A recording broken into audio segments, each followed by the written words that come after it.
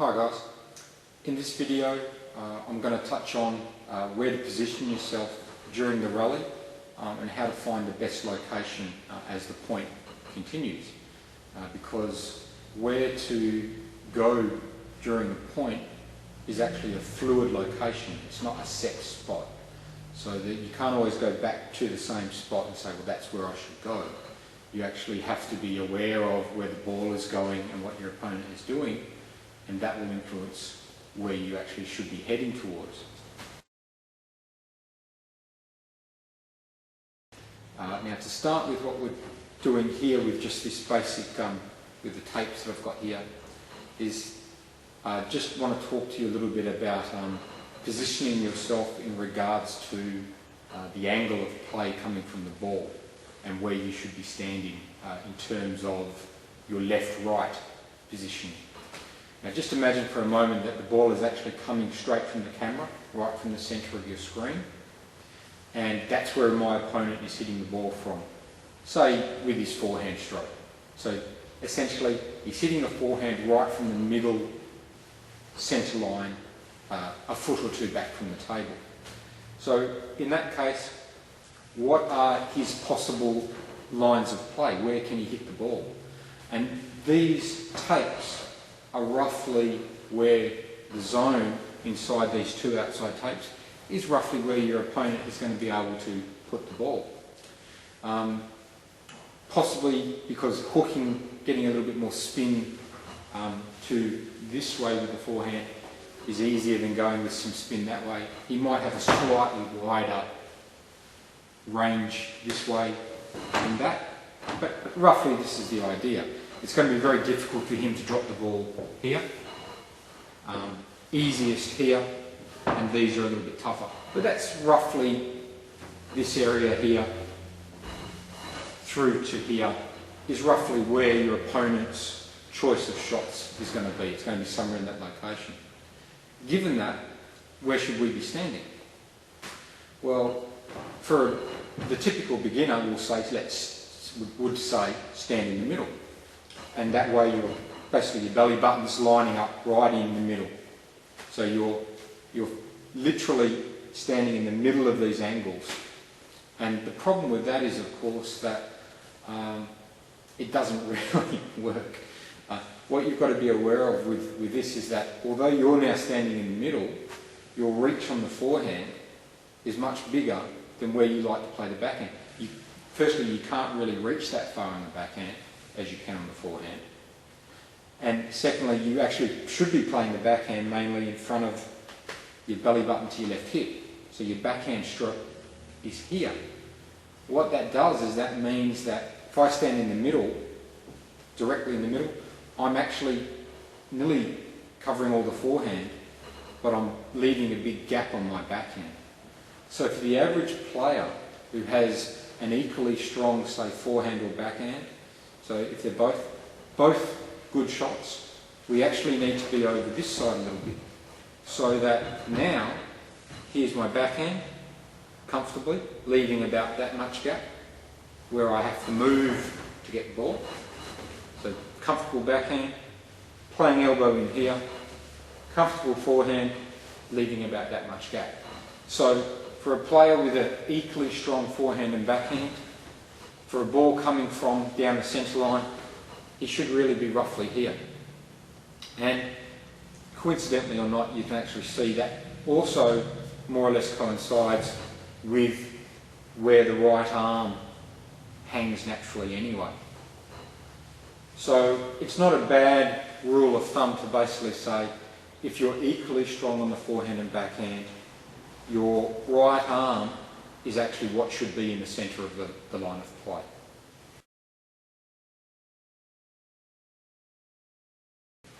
Now, not everybody's equally strong on the forehand and backhand.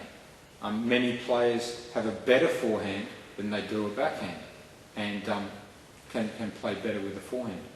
In that case, should we still stand here or should we move? Well, we probably should move and cover a little bit more area of this table with our forehand and protect our backhand a little bit more.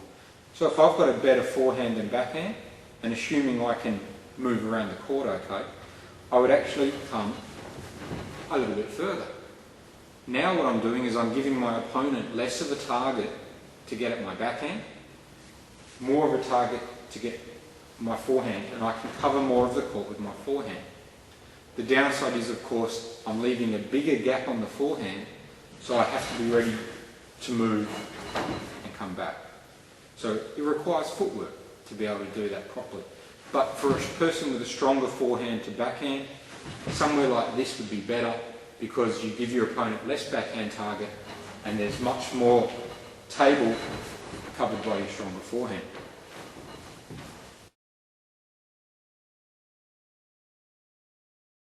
For a person with a stronger backhand than forehand, you're going to start coming this way so that you can now cover more of the table with your backhand and have a less of the table that you need to hit a forehand for. So it really just basically, if you're here, equally strong forehand and backhand, if you've got a better forehand, cheat a bit this way and give your opponent less backhand to move to aim at. If you've got a very good backhand, come this way and give your opponent less forehand to go at. And that's probably the best rule of thumb in terms of where you should be standing left, right, in terms of the basic angle of play. Now that's nice for a ball coming down the centre line. Well, what happens when the ball's actually coming from one of the corners? Let's have a look at that. So this is the situation now when your opponent, assuming he's a right-hander, has got a ball to his backhand corner. This is his possible angles of play. Because it's in his backhand corner, very difficult for him to get wide out on his forehand without side spinning the ball.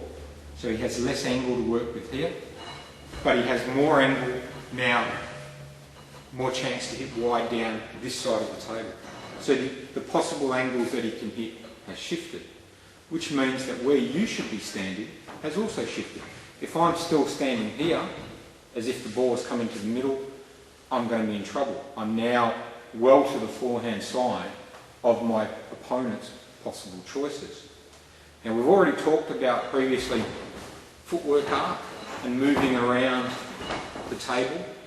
So you know that I can't afford to basically be standing facing the end line when the ball's coming from over there because I'll be in a very backhand stance. So I've got to turn a little bit and face the ball. But where I should be standing now is, if I'm equally strong on my forehand and backhand, I should be roughly here. If I've got a better forehand than backhand, I can come over a little bit more so that I can cover less of the table with this backhand side, more of the table with my forehand. And although it looks as though I'm well, and I'm well over to my backhand side, the widest my forehand can hit, I can still get with one step and cover it. So I'm actually, although I look very extreme, I'm not that far out of position, simply because my opponent can't get an angled ball cutting away from the sideline. The best it can do is down the line, which I can cover with one quick movement. And again, I'm not covering much backhand. So this is for the better forehand players. If I've got a stronger backhand, instead of being here for the better forehand, go back to the middle, I'll now come a little bit this side, and backhand, backhand, backhand, and only a forehand if he hits it down here. So my positioning changes. Equally strong forehand and backhand, slightly stronger forehand, slightly stronger backhand, and so on. And if you can do that, what you'll find is you'll be in the right position. While we're here, I might as well just look at the other corner.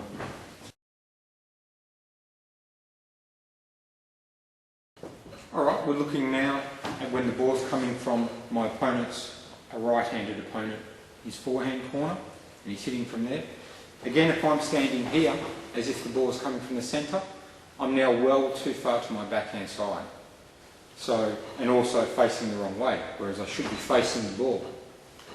If I've got an equally strong forehand and backhand, I should be roughly here, so that I leave about that much gap on this side and about that much gap on that side. If I've got a stronger forehand, I can come further over this way and leave a bigger gap on the forehand and less target on the backhand side.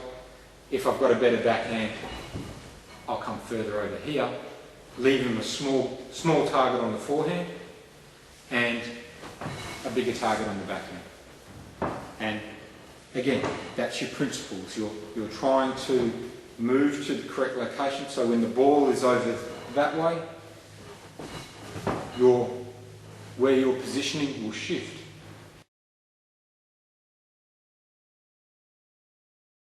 Now, just to mention as well while we're here, this is really the basic elements of the ball's there, so the angles of play are here, the ball's there or the ball's there, where are your basic angles of play. Another thing to be aware of though, is also where you've hit the ball from.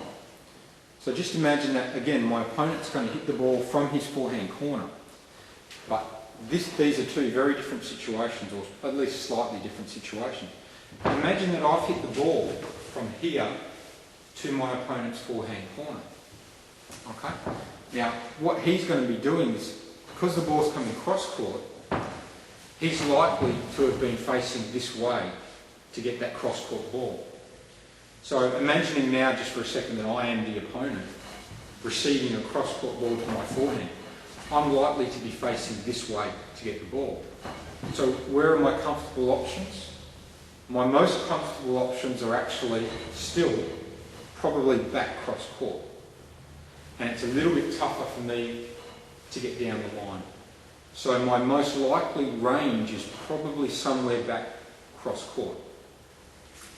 But what if I was actually the opponent, if I had hit the ball using my backhand to my opponent's forehand corner? Then where is his most likely options? And again, pretending for a second that I am the opponent, the ball's coming to my forehand, but coming down the line to my forehand. I'm no longer going to be facing this direction. I'm going to be facing with my body this way. So where am I comfortable? Well, I feel much more comfortable now. It's much easier for me to go that way again, although I can't get much angle. I can still go cross court as well. What I'm doing is my comfortable options now have shifted a little bit that way, because it's much easier for me now to go this area, and to go very wide to the forehand, I now have to hook. So to illustrate what I mean by that is basically, again, the opponent being over here. If the ball has come from this direction for him to hit it, what he's going to find is this area of play, although he can hit in any of those directions, his likely area of play is going to shift a little bit, because he's more likely to go here. If I've hit the ball from here to his forehand corner, because of the way his body is facing, his likely area of play is going to shift there. Now that doesn't mean that he can't still get out this far. He can. But it's much more comfortable for him to go here when I've hit the ball from this side. That will modify to a certain extent where you should be recovering a little bit. So if I hit the ball from the centre of the table, just back. So if I'm here and I hit the ball from here to my opponent's forehand, this is probably not bad if I'm equally good on forehand and backhand. So if I hit it from here to there, I'll recover here. If I hit it from here, what I would find is he will probably be more comfortable coming back this way anyway. I tend to favour the fact that he's probably going to come down the line or into the middle of the table, not so likely to go cross court. If I've hit the ball from here to him, he's probably going to be more comfortable coming back this way. I wouldn't bother coming all the way over, because he's not as likely to go with his body as likely to get right down the line. And it just shifts things a little bit. It's just something to be aware of, that where you have hit the ball from to your opponent can modify where he's likely to hit the ball to. And although he still has that full range of options, it does shift a little bit one way or the other where his most likely choices are. And sometimes you can use that to pick a better position or change your position slightly to get to a better location.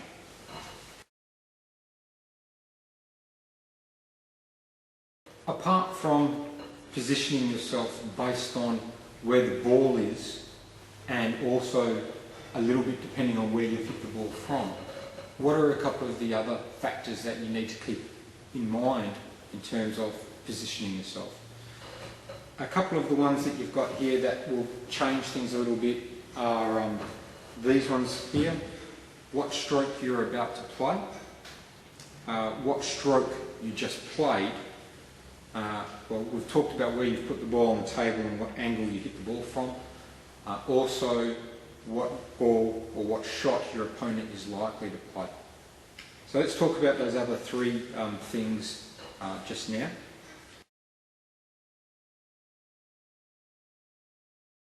So what stroke you're about to play, how will that change where you should be positioning yourself? Well, in terms of close to the table strokes, on your forehand it won't change your positioning a lot because you'll generally be trying to play the ball here. On your backhand though, it can change your positioning a little bit because close to the table strokes with your backhand are generally done between the waist and the belly button, playing here, pushing here. So when I'm close to the table and I think the ball's going to come there, I'm trying to position myself here to play it comfortably.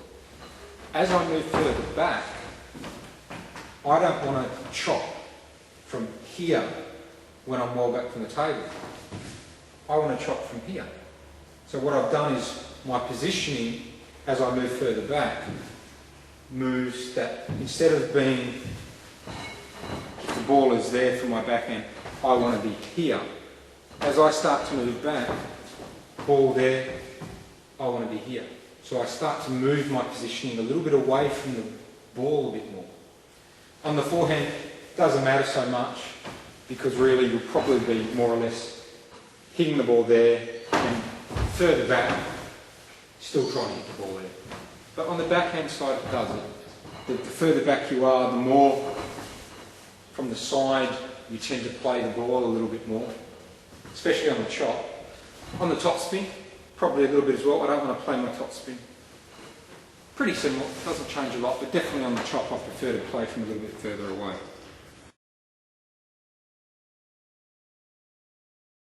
Your positioning in terms of what stroke you just played will also affect where you should position yourself. What I mean by that is, imagine if you've hit a very delicate touch shot that stays low over the table and doesn't bounce very much, and your opponent's not going to be able to do much apart from drop the shot back or push it deep, you can stay closer to the table than if you've put the ball up high and your opponent's about to whack the ball hard, where you'll probably want to back off a little bit to give yourself more time to handle this power.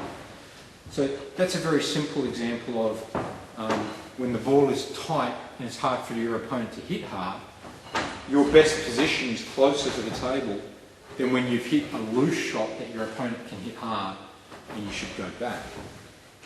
Also, of course, if you've hit a very good shot, a nice hard shot, if your opponent is going to block the ball, then you may want to have him hit hard. Give yourself a little bit more time because the ball may be coming back faster.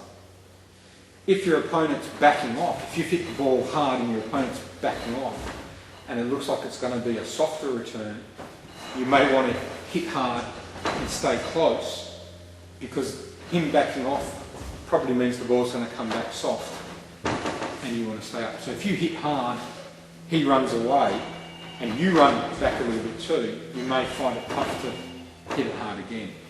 So keep that in mind that if you've hit a good strong shot, if your opponent's staying close, you'd better back off a bit to give yourself time to hit another one If your opponent's backing off, you can stay in closer. And again, so your position is changing depending on your stroke and also depending on what stroke your opponent's playing. The final one, just talking about there, what shot your opponent is likely to play. This varies, and it's partly just based on what kind of stroke you've given him, and also a little bit depending on your knowledge of your opponent. So as I mentioned before, if you've given your opponent a very easy ball for him to attack, your positioning should probably be further back than if you've given him a very tight ball that's hard to attack, where you can be closer in. The other part of this thing that I was talking about is that if you know your opponent, if your opponent has not much of a forehand but a very, very good backhand, then if you've put the ball over this side, you can probably stay closer than if you've put the ball here, where he's going to hit the ball hard. Over here he may just do that or scrape the forehand. So depending on what stroke he's likely to play, where you should be standing will change.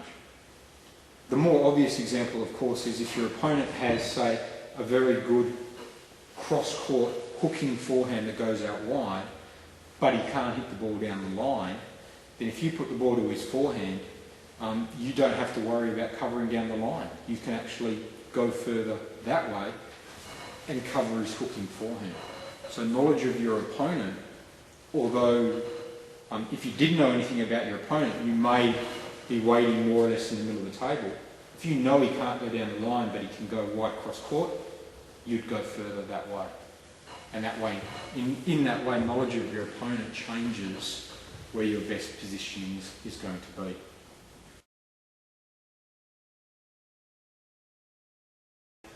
The final thing I'll just mention in terms of this positioning itself is that when you're trying to do this, the actual target area that you're trying to get to, your best location, is going to change as the point progresses.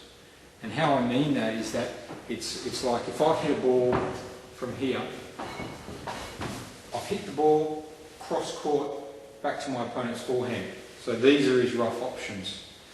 That means that if I've hit a loop and my opponent's going to counter loop, my rough area to recover to is somewhere around here.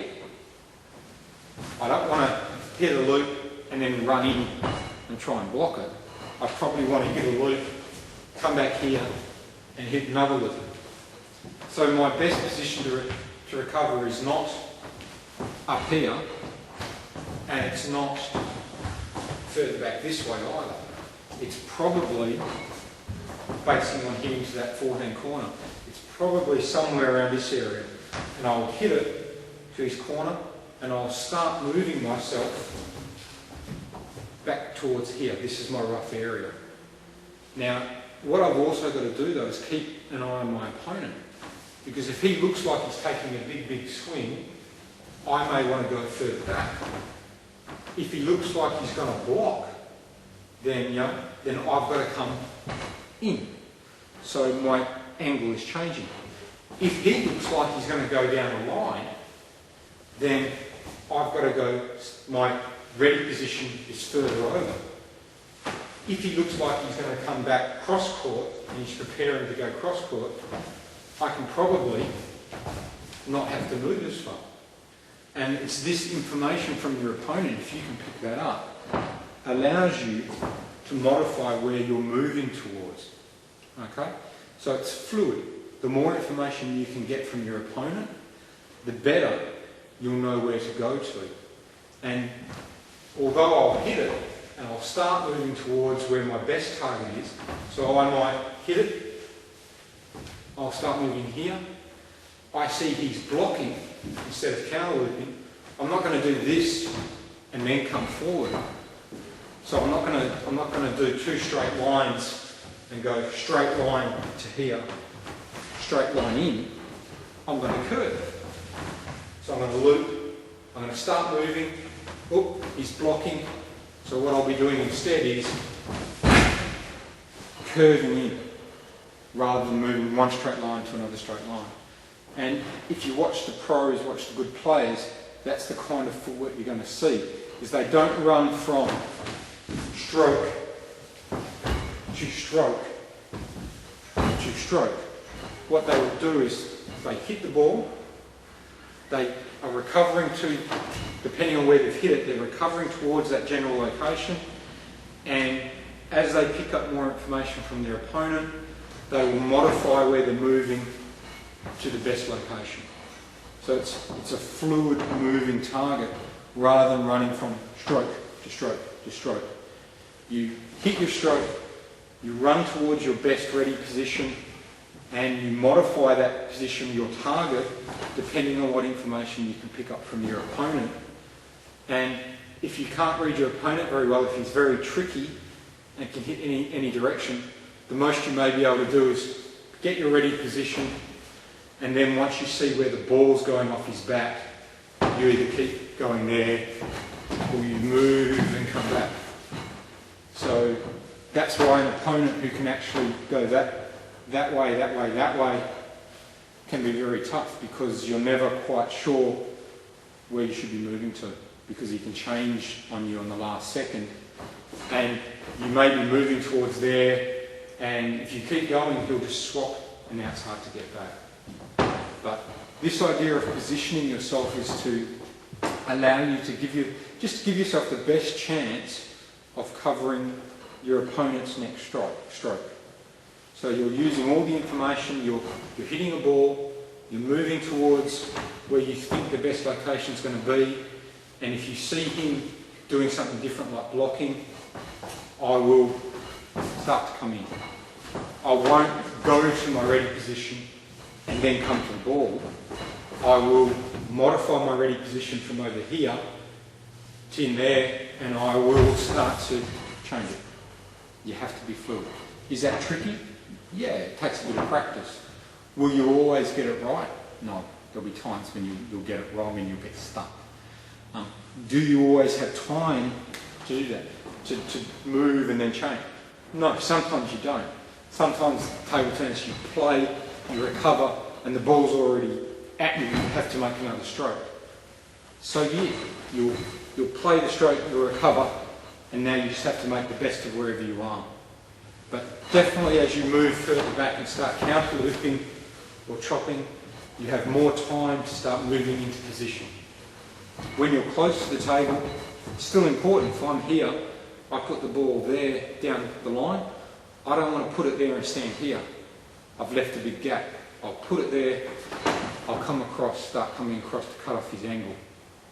Yep, and do that kind of thing. So whether you're close to the table or far from the table, it's still important. But as you move further away and you have more time in which to actually move to a ready location, it becomes easier to implement this moving towards a location and then updating it as you go. But it's not a bad thing to ever keep in mind the fact that depending on where you've put the ball and what your opponent can do, there is a certain spot that is your best place, and you should be trying to move towards that spot rather than just playing the ball and standing still, or playing the ball and always going back to the same place regardless of where you put the ball. That's not a great idea either. It's not a good idea to put the ball down that corner and just come back to the centre. Wherever you put the ball, come back to the centre, because there will be times when you're putting the ball over there, you're coming back to the centre, and you've left a big gap. So at least knowing that depending on where you put the ball, there are certain places that are better for you to go, will give you a good head start. And the rest is, again, practice and experience.